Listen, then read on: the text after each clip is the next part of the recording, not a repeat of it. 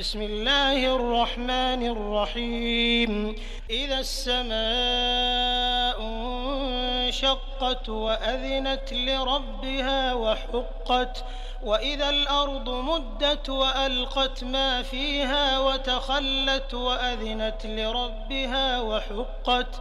يا أيها الإنسان إنك كادح إلى ربك كدحا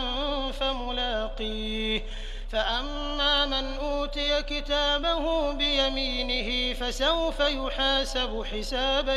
يسيرا وينقلب إلى أهله مسرورا وأما من أوتي كتابه وراء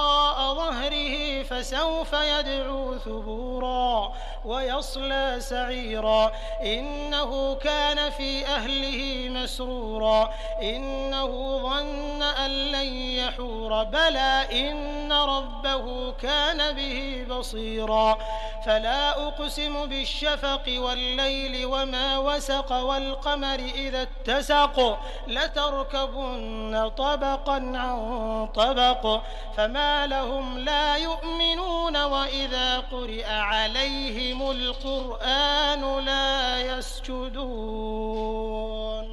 بل الذين كفروا يكذبون والله أعلم بما يوعون فبشرهم بعذاب أليم إلا الذين آمنوا وعملوا الصالحات لهم أجر غير ممنون.